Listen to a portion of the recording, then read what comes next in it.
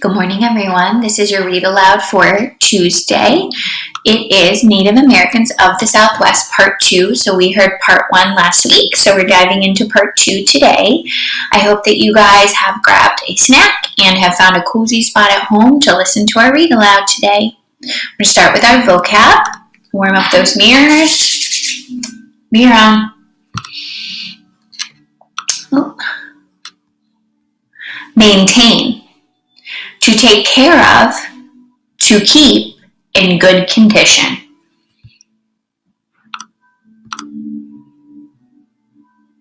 Kachinas, ancestral spirits in the Hopi religious belief system. Spirit, a ghost of a person who has passed away.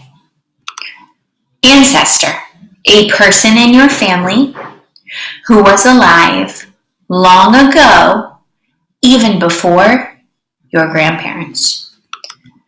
Okay, so today you're going to hear about several tribes who still live in the Southwest and are descendants of the ancestral Pueblo. One tribe you'll hear a great deal about is the Hopi tribe. You're going to listen carefully to hear about the ways in which the ancestral Pueblo and the Hopi are the same and the ways in which they were different. So this is comparing and contrasting the ancestral Pueblo and the Hopi. Okay, let's get started. Drought and confrontation with other native people and with European explorers certainly helped to bring much change to the ancestral Pueblo settlements that had developed slowly over thousands of years in the American Southwest. The ancestral Pueblo had developed a way of life that was heavily influenced by the climate and the environment in which they lived. But this is not the end of the Pueblo story. Archaeologists believed that it is probable that the ancestral Pueblo journeyed to other areas in the region in search of water supplies needed to maintain their crops, hoping for a more powerful way of life. It is not known for certain why the ancestral Pueblo left their former homes, but it is known for certain that they did leave and journey to other areas in the region. They began to settle in the areas around the Rio Grande River that are now northern New Mexico, northern Arizona, central Utah, and southern Colorado. And so, once again, the native peoples of the Southwest learn how to settle and adapt to their imminent environment, and their culture continued to grow and change. Each year, snow fell, and it still does, on the mountaintops. Rain also fell in the rivers and streams that flowed through the valleys and the lands themselves. However, in the arid areas, there was never enough water, and surviving in such places was a never-ending struggle. Despite such struggles, native peoples continued to develop new and ingenious ways to manage their most precious resource, water. Over time, the ancestral Pueblo adopted some new customs and belief, and they also continued to practice their traditional ways. Out of the new customs, language, and religions, and forms of government, these new cultural practices developed in the deserts, mountains, and valleys of the Southwest region. Many tribes came into existence as a result of their ancestral incredible journey across thousands of years and countless miles. Two of these tribes are the Hopi and the Zuni. These tribes and this shared history are called Pueblo Indians.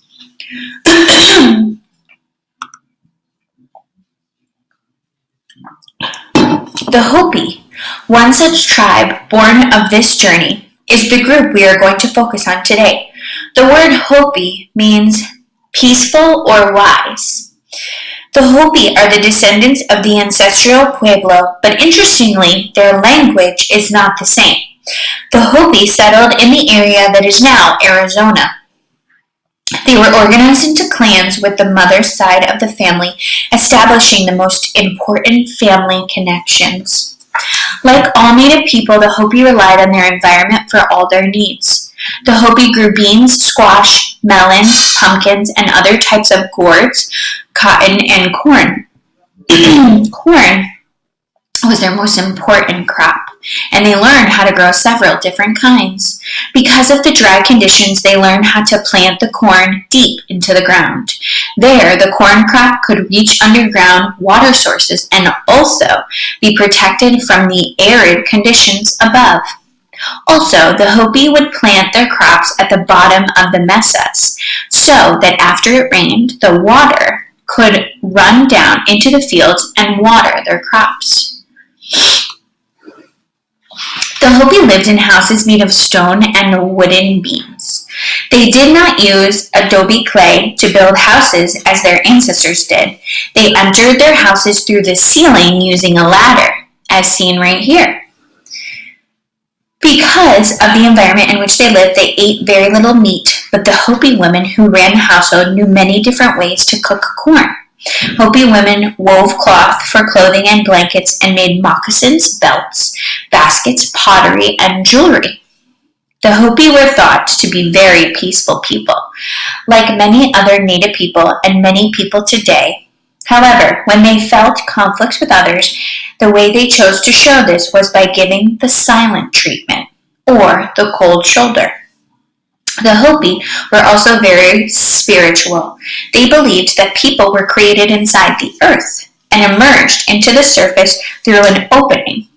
That sounds familiar. The Hopi called the small part of the opening of the ground the sipapo.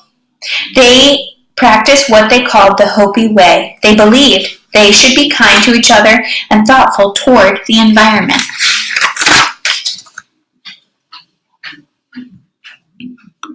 Central to the Hopi's belief were ancestral spirits called kachinas. These kachinas were thought to be the spirits of animals, natural elements such as wind and rain, ancestors who left the spirit world for 6 months each year to dwell among the living, or deities. The Hopi believed that the kachinas would visit the world each year around the time of the winter solstice, and would stay until the time of the summer solstice, about 6 months. The Hopi believed they needed the most help from the Kachina spirits during the time because it was the harshest, coldest time of the year. They could not grow crops, and it was more difficult to find animals to hunt. The number of spirits believed to visit varied from community to community. The Hopi believed that the Kachinas might, for example, help bring forth rain so that the earth and the crops would continue to thrive, or that Kachinas might provide assistance in times of sickness and disease. In essence, the Hopi believed that in order to survive, they had to ask for help from the spirits that controlled every aspect of the world. The Hopi held festivals and ceremonies throughout the year, the most important of which was held during the time the Hopi believed that the spirits of the dead dwelt among the living. Ceremonial dances were performed by male members of the tribe. The men wore a variety of masks and special clothes to represent the various kachinas. During the ceremonial dances, they asked the gods to bring forth rain to make crops grow. The Hopi believed that during these ceremonial dances, each man would transform into the spirit he was representing. Many of these ceremonies were held in the plazas, whereas some were held in the kaivas. This was a tradition that had begun with the ancestral pueblos. There's a connection. Kachina dolls were very important too. They were hand-carved from cottonwood roots by men and presented to boys and girls. Each doll represented a particular spirit. The doll's face revealed what spirit it was. Kachina dolls were also honored and revered as the bringers of the rain. For the people in such a dry region, rain meant life. The Hopi still inhabit the southwest region of North America and live throughout the United States and around the world. Some live without adhering to or being devoted to traditional ways, whereas others practice the Hopi way, seek the aid of the Kachinas, and live much the way their ancestors did, keeping these traditions. The Hopi, along with the Zuni and many other Native American groups, continue to cherish and manage the land they have lived on for hundreds of years, and their tribal journey continues. Okay, that was part 2. I hope you enjoyed the read aloud today. Have a great rest of your day.